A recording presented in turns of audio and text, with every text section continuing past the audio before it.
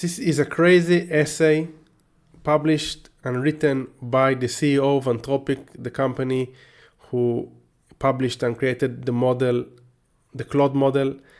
This is 13,000 words long. I read through this and I decided that it is important enough to mention this in a video in my channel. But since I'm not going to read so many words, I think it will take approximately 1 or 2 hours. I actually did the calculation. I'm going to drop the link in the description, and I'm asked Notebook LM, which is the solution by Google that allows us to generate podcasts from pieces of content to create a podcast for us. So let's just listen to this together. Those of you who don't want to listen, that's totally fine. You can just check out the link in the description, or you can just move on to the next video. I think this is a very, very important essay because it basically breaks down the projections about AI. And this is written by the CEO of Anthropic. So if someone knows what's going on, it's probably him. A lot of interesting and surprising things are mentioned in this essay. So let's just start listening. Bear in mind that there are some small nuances in the podcast that are not 100% accurate. So if you want to dive deeper, do check this whole article out and read it. But as I said, it is pretty long. I can go on like this for a few seconds, but it is worth reading if you're interested in the future of AI and the future of humanity, to be honest. Anyway, let's just get going. Let's listen to this together. I'm going to listen on 1.5x, so it will be faster, and let's enjoy this together. If everything you're afraid of with AI is like, all right, so get this. What if everything you're afraid of with AI is like totally wrong? What if instead of, doom and gloom, it's actually the key to a future? So amazing. It sounds like sci-fi. Yeah. That's what we're diving into today. It's certainly a refreshing perspective. Yeah. We're going to be looking at an essay called Machines of Loving Grace. Right. And it paints a very different picture of AI's potential. And it's written by you. That's right. So no better person to break it down. Happy to do it. It lays out this future where AI doesn't just help us out. It basically solves some of humanity's biggest problems. But it all starts with this idea of powerful AI. Yeah. What exactly does that mean? Imagine a country of geniuses in a data center. Okay. That's how the essay describes it. All right. AI so advanced, it's smarter than Nobel Prize winners. Oh, wow. Hooked into the entire internet and able to tackle complex tasks we can barely comprehend. Okay, so that's seriously powerful. Yeah. But hold on, even with all that brain power, wouldn't there still be limits to what AI can achieve? Exactly. That's where the idea of marginal returns to intelligence comes in. Marginal returns to intelligence. Yeah. What's that? It's like having the world's best chefs, but no ingredients. Intelligence alone doesn't magically solve everything. Right. There are real-world constraints, resources, and complexities that even super smart AI has to navigate. So it's not like AI snaps its fingers and poof, problem solved. Not quite. Okay. But where this powerful AI can make a huge difference is in accelerating progress. Gotcha. The essay focuses on 5 key areas. 5 key areas. And the first one is a real mind-blower: biology and health. Okay, hit me with it. What's AI going to do for my health? Design a personalized workout routine. Think bigger. We're talking about potentially compressing a century's worth of medical advancements into just 5 to 10 years. Okay. Eradicating diseases, curing cancers. Hold on. It sounds impossible, right? Wait, a century of progress in a decade? Yeah. How is that even? It's not just about AI crunching numbers faster. Well, The essay envisions AI acting as a tireless virtual researcher, designing experiments, connecting dots we might miss, and even running simulations to predict the effects of new treatments. So it's like having an army of brilliant scientists working around the clock. Exactly. And with that kind of firepower, Yeah. the possibilities are incredible. Okay. We're talking about eliminating infectious diseases like we did with smallpox, Hmm. finding cures for genetic diseases, even tackling Alzheimer's. Okay, now you're just messing with me. Oh, I'm serious. Preventing Alzheimer's, seriously. The essay argues that AI could help us understand the disease's mechanisms at a molecular level, Right. potentially leading to early interventions and even preventative treatments. So like we could actually stop it before it even starts. Potentially, and get this, it even suggests that AI could help double the human lifespan. Whoa. Double. Now that's just nuts. Imagine living to be 150.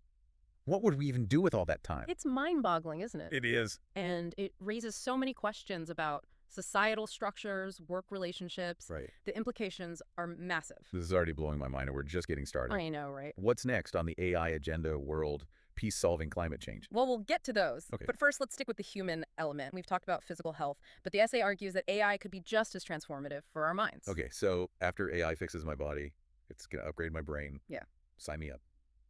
But seriously, what does that even mean? Imagine AI helping us understand and overcome mental illnesses like depression, anxiety, even addiction. Oh, wow. Not just treating symptoms, but addressing the root causes. So like really getting to the bottom of it. Exactly. Yeah. Think of it like having a personalized therapist available 24/7. That'd be nice. Guiding you through cognitive behavioral therapy, mindfulness exercises, whatever works best for you. Everyone gets their own AI therapist. That's pretty cool, but also kind of creepy. Sure. Would it really understand human emotions? That's a valid concern, and the essay doesn't shy away from the ethical considerations. Good. But the potential benefits are huge. Imagine a world where people have the tools to navigate their emotions, build resilience, and achieve a higher level of mental well-being. All right, I'm starting to see the loving grace part of this AI future. Yeah. But what about those of us who are already pretty content with our brains? Any upgrades for us overachievers? Think of it less like upgrades and more like unlocking our full potential. Okay. The essay talks about AI helping us tap into deeper levels of creativity, focus, and even spirituality. Imagine having a tool that helps you meditate more effectively or overcome writer's block. Oh, yeah. Or just process your thoughts more clearly. Okay, now that's intriguing. I Yeah. could definitely use some help with writer's block. Right. But let's get real for a second. Sure. This all sounds fantastic. Yeah. But wouldn't it just widen the gap between the haves and have-nots? Hmm. What about people who can't afford all this fancy AI tech? That's a critical point, and the essay dedicates a whole section to addressing economic development and poverty. Okay, so how does it propose we bridge the gap-free AI for everyone? It's not that simple, but the essay lays out some interesting ideas. One is using AI to optimize the distribution of healthcare, ensuring that even remote communities in developing countries benefit from the latest advancements. Okay. It's like having a global health system powered by AI, Wow. identifying outbreaks, predicting needs, and delivering resources with incredible efficiency. That's amazing. Yeah. But what about poverty itself? Can AI really help lift people out of poverty? That's where it gets even more interesting. The essay suggests that AI could act as a sort of super advisor to governments, helping them make smarter decisions about resource allocation, investment, and trade. AI advising governments, that sounds like something straight out of West Wing. Right. But with robots, could it actually work? It's a bold idea, but think about it. We already have algorithms making decisions in the financial markets, and AI is far more capable. The essay argues that with the right safeguards, AI could help governments tackle corruption, optimize infrastructure projects, and create policies that truly benefit everyone. Okay, I'm starting to see how this could lead to a more equitable world. Yeah. But what about the potential downsides? Sure. What if AI ends up concentrating wealth and power in the hands of a few? That's a valid concern, and the essay acknowledges the risks of inequality. It argues that we need to be proactive in designing systems that ensure AI's benefits are widely shared, perhaps through radical new economic models. Radical new economic models. Yeah. You've got to give me more than that.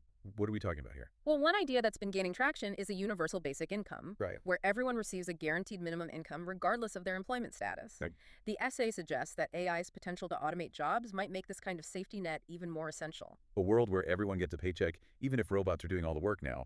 That's a future I could get behind. But wouldn't people just get lazy and stop contributing? That's a common concern, but the essay challenges the assumption that work is the only source of meaning and purpose. Okay. It argues that in a world where basic needs are met, people would be free to pursue their passions, contribute to their communities, and explore new forms of fulfillment. So it's not about everyone becoming couch potatoes. It's about freeing us from the grind so we can focus on what really matters. Exactly. I like the sound of that. Yeah. But hold on, we're just scratching the surface here. There's still so much to unpack. You're absolutely right. We've talked about health, the mind, and the economy. Yeah. But the essay goes even deeper. It explores how AI could impact peace governance, even the future of work and meaning. All right, I'm hooked, listeners. You're not going to want to miss the rest of this deep dive. Join us in part 2, where we'll explore even more mind-blowing possibilities of this AI-powered future. Welcome back, Deep Divers. Last time we were talking about AI advisors for governments and a universal basic income. Right. It all sounded pretty utopian. Yeah. But this is the deep dive, not the shallow end. We got to look at both sides. Of course. So let's start with the big one that everyone's worried about: jobs. Okay. If AI can do almost anything better than humans, Right. are we all headed for a future of unemployment? It's a valid concern.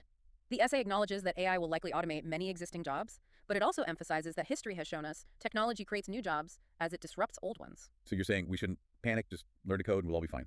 It's more nuanced than that. The essay suggests we need to be proactive, not just reactive. Okay. We need to invest in education and training programs that prepare people for the jobs of the future. Okay. So instead of teaching kids how to operate a cash register, Right. we teach them how to design AI systems that can run a whole store. Exactly. And it's not just about technical skills. Okay. The essay argues that we also need to cultivate critical thinking, creativity, and emotional intelligence. Okay. The uniquely human qualities that AI is unlikely to replicate anytime soon. Makes sense. But even with all the retraining in the world, Yeah. what happens if there just aren't enough jobs to go around?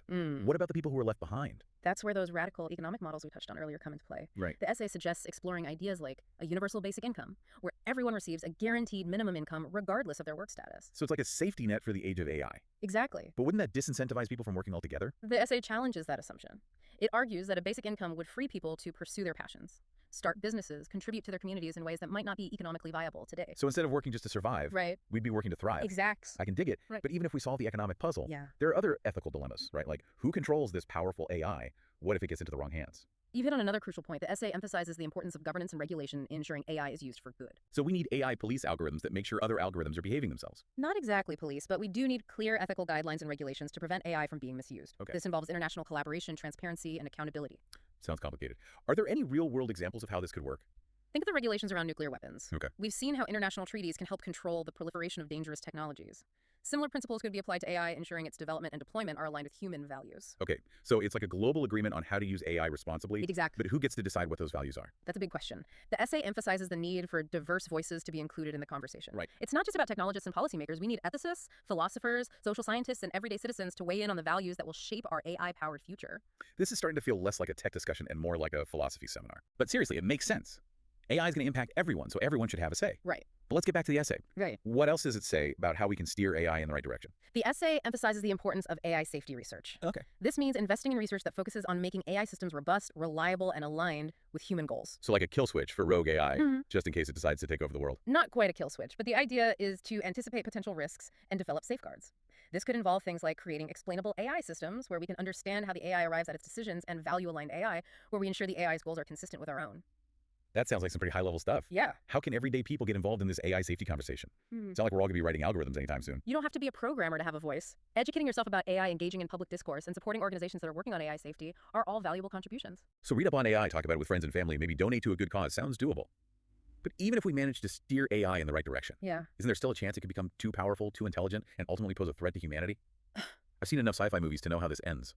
Those sci-fi scenarios often make for compelling storytelling, but they don't necessarily reflect the reality of AI development. So you're saying we shouldn't worry about Skynet becoming self-aware and launching nuclear missiles? The essay acknowledges these existential risks, but it also emphasizes that AI is a tool, and like any tool, its impact depends on how we choose to use it. Okay. The focus should be on responsible development and control, not fear-mongering. Okay, I think that's reassuring. Yeah. But even if we avoid the robot apocalypse, Yeah. there's still the question of what happens to our sense of purpose in a world where AI can do so much. Right. If machines can paint, write poetry, even compose symphonies, Yeah. what's left for us humans to do? Ugh. The age-old question of work and meaning in an age of automation, this is where the essay gets really philosophical. Get me with some wisdom. What's the meaning of life in an AI-powered world?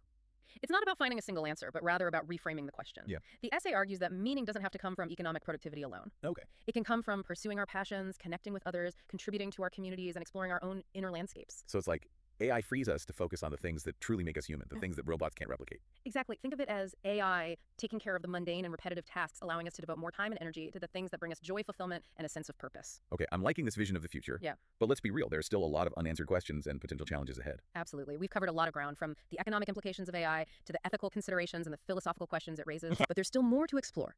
In the final part of our deep dive, we'll look at some concrete steps we can take to shape this AI-powered future. Can't wait. Listeners, be sure to join us for part 3, where we'll get practical and explore how we can all play a role in creating a future where machines truly are instruments of loving grace. Welcome back, deep divers. We spent the last 2 episodes exploring the potential of AI to reshape our world. Yeah, it's been quite a journey. We've talked about the good, the bad, and the mind-boggling. Right, from curing diseases to advising governments, it's clear that AI has the power to revolutionize almost every aspect of our lives. But as we head into the final stretch of this deep dive, let's shift gears and get practical.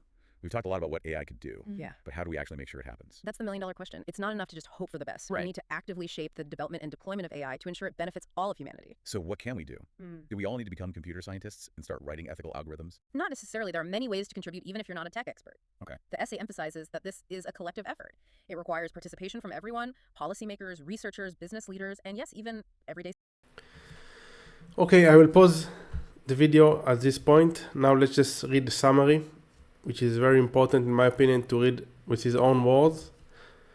Through the varied topics above, I've tried to lay out a vision of a world that is both plausible if everything goes right with AI, and much better than the world today.